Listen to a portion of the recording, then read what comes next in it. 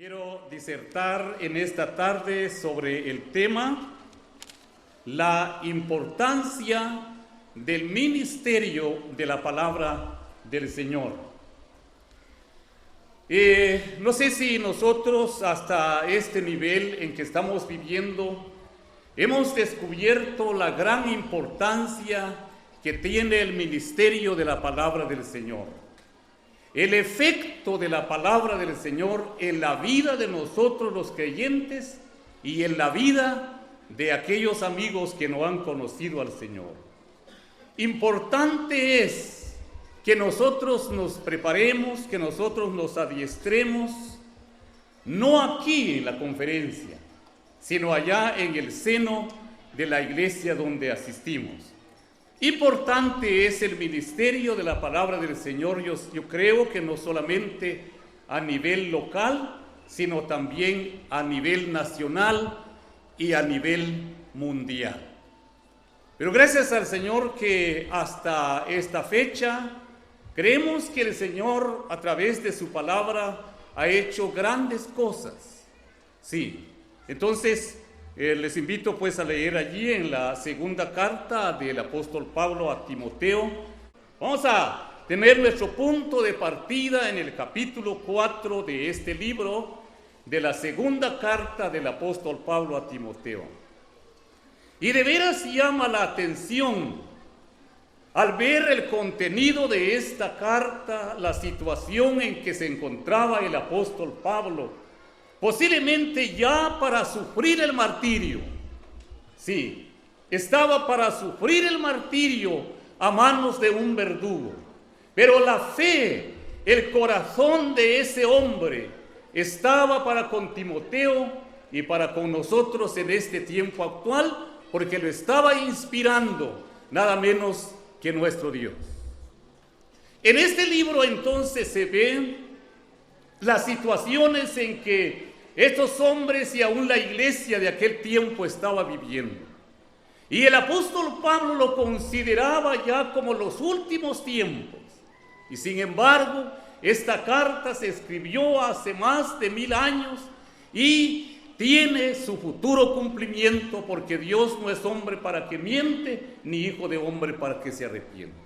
Vamos a ver entonces, la importancia del ministerio de la palabra del Señor. Leamos el versículo 1 y el versículo 2 del capítulo 4 de este libro, que a la letra dice así: Te encarezco delante de Dios y del Señor Jesucristo, que juzgará a los vivos y a los muertos en su manifestación y en su reino, que prediques la palabra, que instes a tiempo y fuera de tiempo, redarguye, reprende, exhorta con toda paciencia y doctrina. Aquí quedamos en el versículo 2. Fíjense que al ver nosotros en la palabra del Señor, cómo el Señor describe lo que es el mensaje en aquel o aquella, yo quiero generalizar en esta tarde la palabra del Señor, aquella que ha sido dotado para diferente servicio en la obra del Señor, porque nuestras hermanas desempeñan un papel muy importante en la iglesia del Señor. Yo no sé por qué predicadores que a veces no alcanzan a dominar a las pobres hermanas, los dejamos al margen. No, hermanas, ustedes tienen un papel importante en la obra del Señor, y por lo cual necesitamos capacitarnos a la luz de la palabra del Señor. Fíjese que la predicación o el mensaje es un encargo. Es un encargo. En el capítulo 13 del libro de Isaías, por ejemplo, allí se ve cuando nuestro Dios le reveló a Isaías aquel mensaje, donde él tenía que descargar ese mensaje en ese lugar a las personas que en ese tiempo escuchaban. Y la palabra hebrea que encontramos allí quiere decir masa, o sea, con doble S. Masa, que quiere decir que es una carga que cada predicador debe de descargar, aquel mensaje que ha sido encomendado. Y fíjense lo que dice aquí el segundo versículo: que prediques la palabra, que instes a tiempo y fuera de tiempo. Muchas veces nosotros comprendemos mal esta palabra que dice a tiempo y fuera de tiempo. Y decimos aquí, así como está literalmente escrito, la palabra vino a tiempo y vino a fuera de tiempo. Hermanos, el Señor no es oportunista. Al Señor no se le van las cosas como para que Él descuidara aquí un tiempo y aquel otro lo apreció, le dio la importancia. Cuando nosotros decimos, qué bueno que la palabra vino a tiempo, después decimos que vino afuera de tiempo, como que si el Señor se descuidó. La expresión aquí no quiere decir eso, hermanos y hermanas. Lo que quiere decir es que prediques la palabra cuando sea oportuno y cuando no sea oportuno. Eso quiere decir. No quiere decir que el Señor se haya descuidado. Cuando sea oportuno y cuando no sea oportuno. O sea, que el ministerio de la palabra del Señor en el creyente debe ser su desarrollo normalmente. ¿Ya se dio cuenta? Porque a veces nosotros nos emocionamos, como en estas ocasiones. Nos emocionamos y queremos pararnos ante un auditorio, y más si nos están tomando una foto. Nos emocionamos, y sin embargo, cuando hay 2 o 3, allí no se predica. La palabra del Señor quiere decir que prediques la palabra cuando sea oportuno y cuando no sea oportuno. Vamos a seguir, como dije, hermanos, viendo así la estructura de la palabra del Señor. Vamos a ver el segundo paso aquí. El ministerio en el creyente debe ser respaldado por el Señor.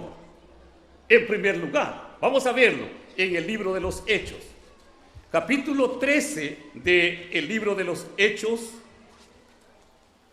de los apóstoles, le llamamos nosotros comúnmente, pero aún hay hermanos y hermanas que lo llaman los Hechos del Espíritu Santo, porque en este libro de los Hechos, que contiene 28 capítulos, se ve mucho la actividad, el trabajo del Espíritu Santo, y aparece 52 veces el nombre del Espíritu Santo en este libro de los Hechos. Pero vamos a ver el capítulo 13.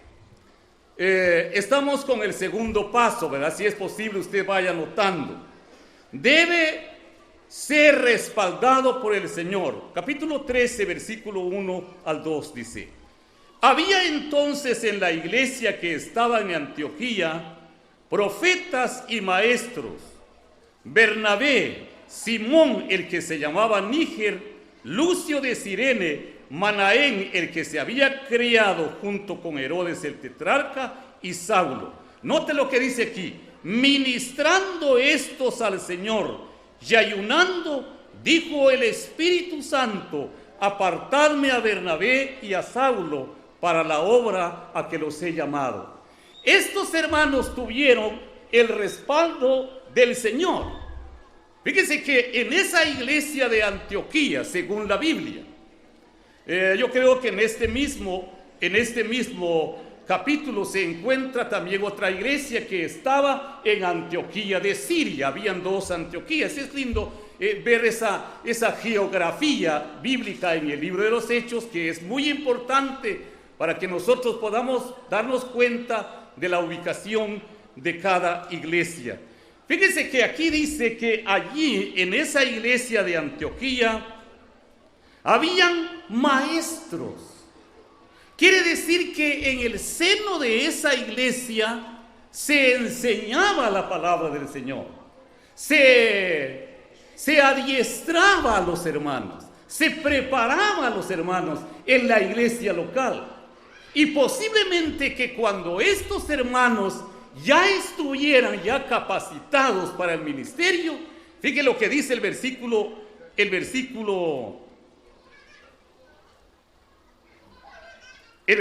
4 dice: ellos entonces, enviados por el Espíritu Santo, a ellos les envió el Espíritu Santo. Pero según el contexto, nos damos cuenta que ellos allí se prepararon en esa iglesia.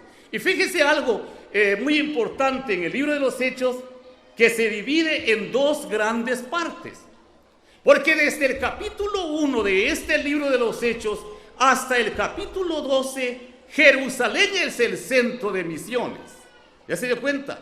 Del capítulo 13 hasta el capítulo 28, Antioquía dice aquí que estaba en Antioquía. Antioquía es el centro de misiones. O sea que cuando se ve aquí en el capítulo 13 está la partida del primer viaje misionero del apóstol Pablo. Pero estos se habían preparado en la iglesia local. Maravilloso es eso. Se habían preparado en la iglesia local. Y cuando ellos se prepararon, el mismo Espíritu Santo dijo: apartadme a Bernabé y a Saulo para la obra a que los he llamado. Hermanos y hermanas, si nuestro ministerio no tiene el respaldo del Señor, si nuestro ministerio no tiene el respaldo del Espíritu Santo, es mejor que nos detengamos. Si nuestro ministerio también no tiene el respaldo de la iglesia local, también es mejor que seamos prudentes. No hay respaldo. Imagínense la lección bíblica, lo que dice el pasaje de las Sagradas Escrituras. Fíjense que cuando pasamos nosotros por ejemplo, a la segunda carta, vamos a ver allí a la segunda carta del apóstol Pablo a los Corintios. Yo les invito, hermanos, cuando usted tenga tiempo allá en su casa, leer todos los 13 capítulos de Segunda Corintios. Porque fíjese que el tema de Segunda Corintios es la autenticación del ministerio del apóstol Pablo. Allí el apóstol Pablo menciona por el Espíritu Santo varias veces el sufrimiento de él. Y menciona también de hermanos. Si leyéramos allí el capítulo 11 de este libro de 2 Corintios, versículo 26, allí el apóstol Pablo está mencionando de que en la iglesia hay falsos hermanos. Según la Biblia, hay falsos hermanos. Y esos falsos hermanos estaban dudando del ministerio del apóstol Pablo. Esos falsos hermanos que había en la iglesia de Corinto estaban confrontando el ministerio del apóstol Pablo. Pero el apóstol Pablo, según esta segunda carta a los Corintios, reivindicó su ministerio con su testimonio. Imagínense qué maravilloso es esto. Aquí les dije 2 Corintios y vamos a ver el capítulo 3. Capítulo 3 de 2 Corintios, versículo 5 dice: no que seamos competentes por nosotros mismos para pensar algo de nosotros mismos, sino que nuestra competencia proviene de Dios. ¿A quién le atribuía el apóstol Pablo el poder de su ministerio? Le atribuía solamente al Señor. Él dice: nuestra competencia proviene de Dios. Vamos a leer el versículo 5 del capítulo 4. Porque no nos predicamos a nosotros mismos, sino a Jesucristo como Señor y a nosotros como vuestros siervos por amor de Jesús. Aquí dice: no nos predicamos a nosotros mismos. Por favor, hermanos y hermanas, cuando nosotros usamos el ministerio, enfoquémonos solo en la palabra del Señor. Porque si nosotros predicamos, nos predicamos a nosotros mismos. Yo voy a decir: mi esposa, ay, mi esposa, qué linda, qué trabajadora, qué negociadora es mi esposa. Y fíjese que es una perseverante. Mis hijos también. Hermano y hermana, mis hijos, sus hijos de usted van a fallar. Van a fallar, de cualquier manera van a fallar. Y si nosotros hemos hablado bien de ellos o de ellas desde aquí del púlpito, nos vamos a equivocar. Sin embargo, la palabra del Señor dice, porque no nos predicamos a nosotros, sino a Jesucristo, dice el texto 5, como Señor, y a nosotros como vuestros siervos por amor de Jesús. Muy bien, vamos a ir avanzando, hermanos, porque el tiempo es tan limitado y no sé si ya notaron que yo estoy hablando muy ligero. Quisiera cambiar un poco mi tono de voz, pero el tiempo no me permite, hermanos. Si agarrar aquí los 45 minutos ya podríamos hablar en detalle, pero vamos a respetar tal vez la decisión de los hermanos. Vamos a ir adelante, hermanos. Yo quisiera que usted esté tomando nota de la palabra del Señor.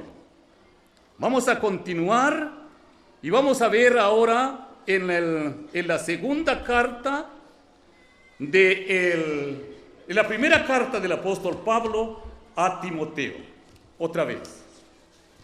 Primera a Timoteo. No es primera de Timoteo, sino es primera a Timoteo o segunda a Timoteo. Vamos al capítulo 4 de este libro y vamos a encontrar aquí en el versículo 13. Dice: entre tanto que voy, ocúpate en la lectura, la exhortación y la enseñanza.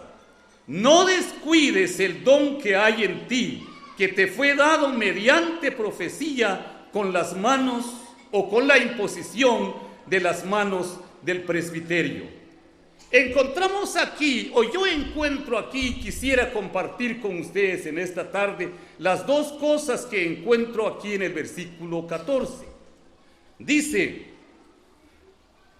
no descuides el don que hay en ti, que te fue dado mediante profecía. O sea, digamos así, hermanos, que el don de ministrar la palabra del Señor solamente lo dio el Señor. Sí, le dio el Señor. Pero ahora, cuando el Señor nos ha dado ese don del ministerio de la palabra del Señor, hay necesidad entonces de la preparación. Fíjese lo que sigue diciendo el mismo texto: que te fue dado mediante profecía. Eso quiere decir que fue recibido del Señor. Eso quiere decir que el ministerio fue recibido del Señor. Ahora dice: con la imposición de las manos del presbiterio. Fíjense que si nosotros buscamos en un diccionario bíblico, ¿qué quiere decir la palabra presbiterio? En pocas palabras, la palabra presbiterio en el diccionario bíblico quiere decir el conjunto de ancianos. Entonces aquí el presbiterio es el conjunto de ancianos. La imposición de manos aquí no es literalmente poner las manos sobre el predicador, sino la imposición de manos aquí es el acuerdo de los ancianos.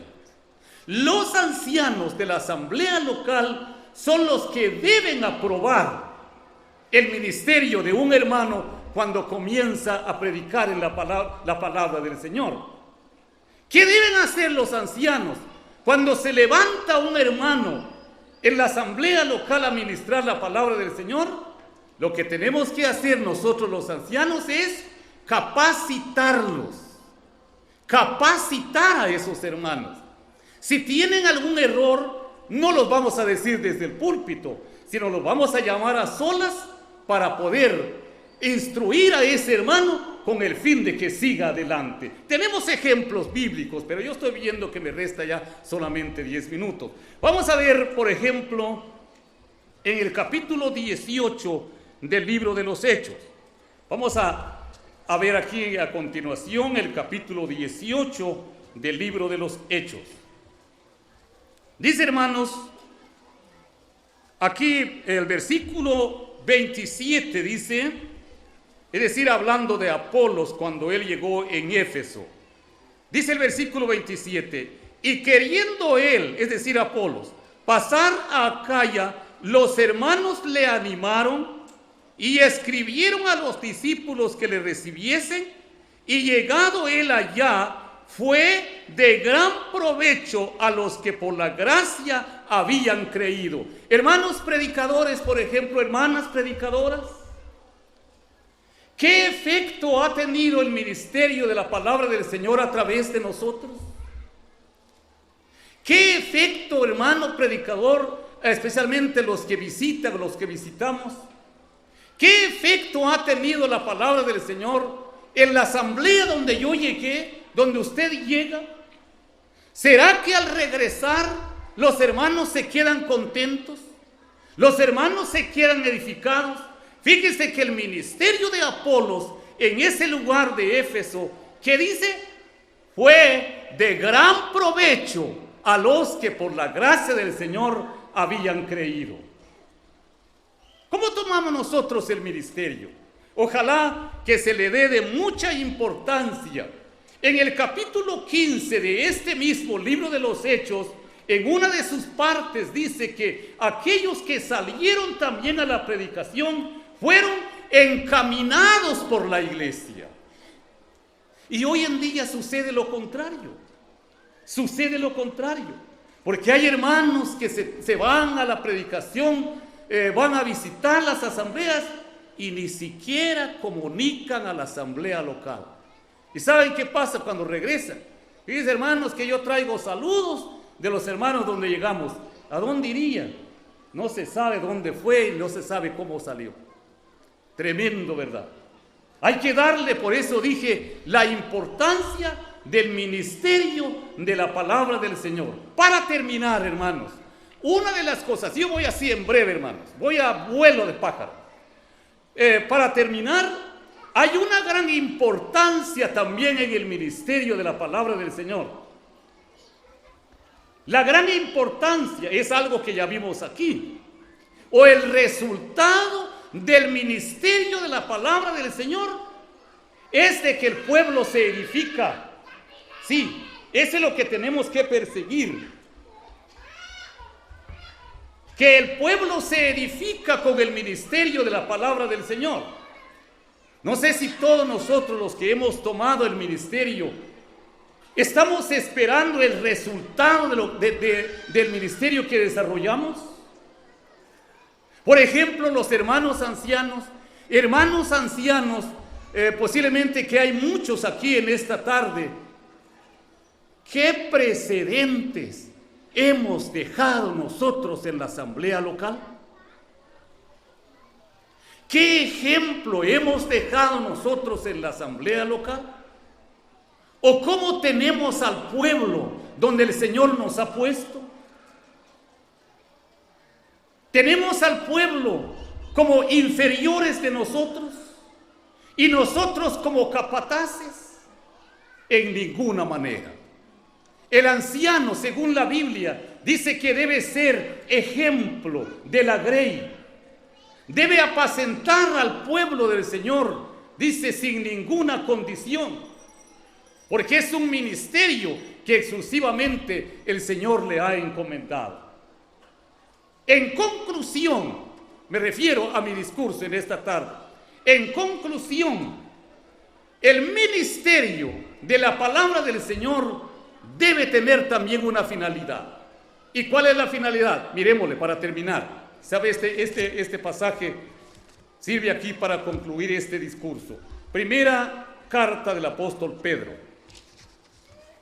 Vamos a la primera carta del apóstol Pedro, porque hermanos y hermanas necesitamos instruirnos, necesitamos seguir adelante en el trabajo de la obra del Señor. Necesitamos ser excelentes. ¿No cree usted? Necesitamos prepararnos. Tenemos, por ejemplo, la revisión de los himnos.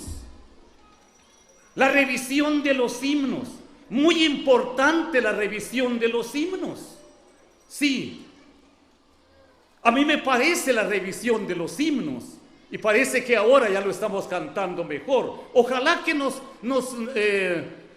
nos purifiquemos más en esto, nos adiestremos más en esto, porque es muy importante, lo mismo como el ministerio también.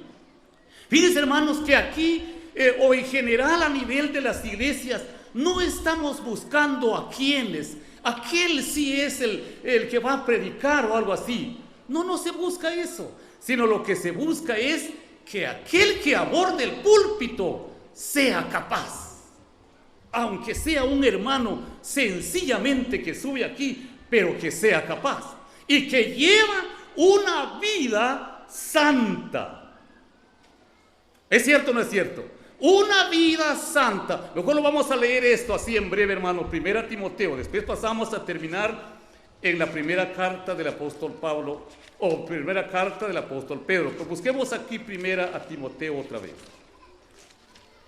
Capítulo 3.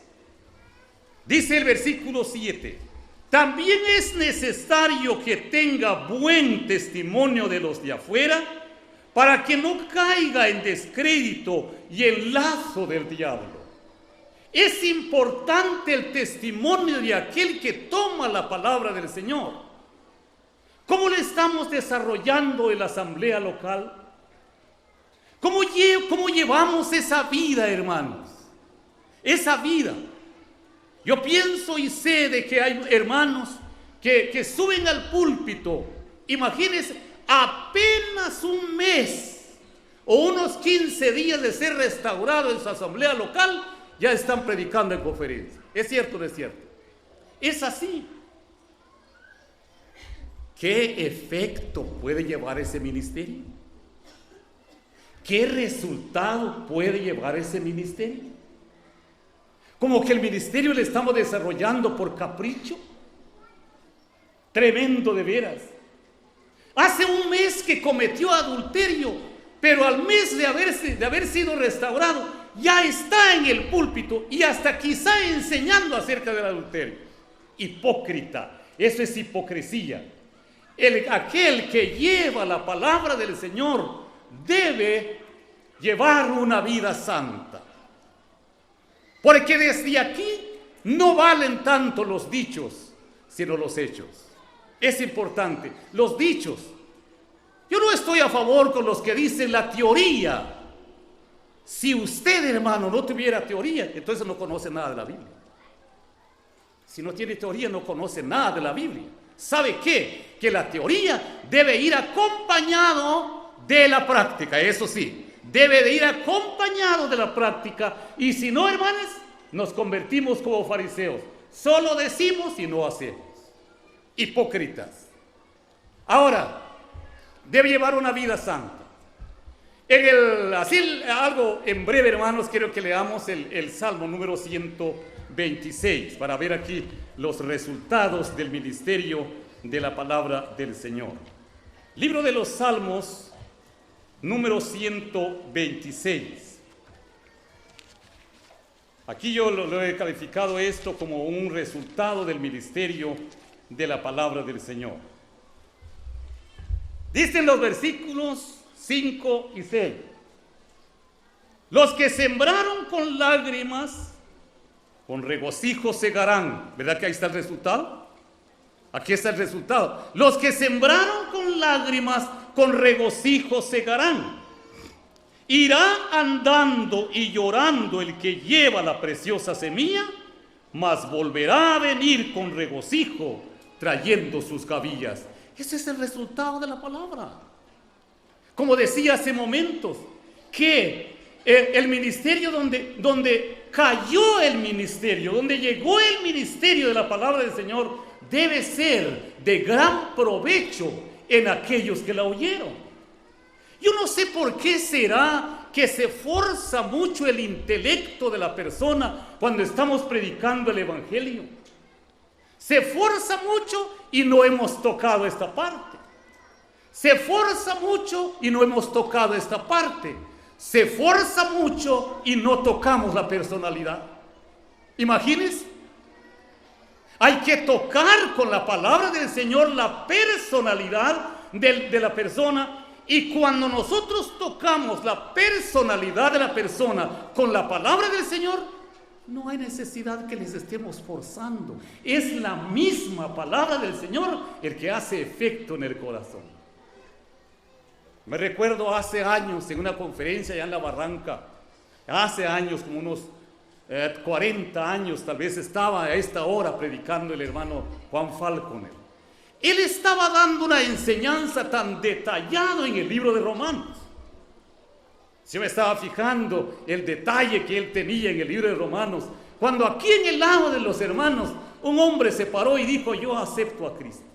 Y se paró otro: yo acepto a Cristo. Entre las hermanas se pararon 3 mujeres diciendo: yo acepto a Cristo. Y el hermano no estaba predicando el evangelio, estaba enseñando la palabra. Quiere decir que el que tuvo resultado allí, ¿cuál fue? El efecto de la palabra. Como escuchábamos ayer, aunque sencillo, ¿quién va a subir aquí? Es aquel que se supone que es grande, así dicen algunos, ¿verdad? El gran siervo. Y no se han dado cuenta que un siervo es un esclavo, es el que sirve a otro. Pero que sube un sencillo, estoy de acuerdo, pero que sea sencillo de corazón. Sencillo de corazón. Porque a veces nos equivocamos. Yo soy sencillo porque yo no uso corbata y mi saquito muy viejecito, remendadito. Eso es la sencillez. Esa es la humillación, como pasó con un hermano que dijo: hermanos, ancianos, yo quisiera que vayan a orar por mí, porque mi niño está enfermo. ¿Usted tiene niño? Sí, hermanos, yo quisiera que vayan a orar. Pues se fueron los ancianos. Cuando llegaron, la hermana salió y dijeron los hermanos: venimos a orar por ustedes, porque dice que su niño está enfermo. ¿Qué niño, hermanos? El niño que su esposo dijo: aquí no hay ningún niño, ese sinvergüenza tiene un niño aquí, pero es que tuvo con otra mujer. Y es aquel que estaba diciendo: yo no uso zapatos porque soy sencillo, no uso ropa nueva porque soy humilde, y sin embargo estaba en pleno adulterio. La sencillez entonces no consiste en la ropa, sino consiste en el corazón. Importante, y cuando hay esas virtudes en el creyente, hermanos, el Señor nos usa, porque el Señor no va a usar vasos sucios. Y bien se conoce, ¿ya se dieron cuenta, pueblo del Señor? Cuando un hermano está aquí, está tambaleando, algo tiene en su vida. Ese hermano no está bien, está haciendo la lucha. Hermano y hermana, cuando su vida, mi vida, no coincide, mejor machete estate en tu vaina.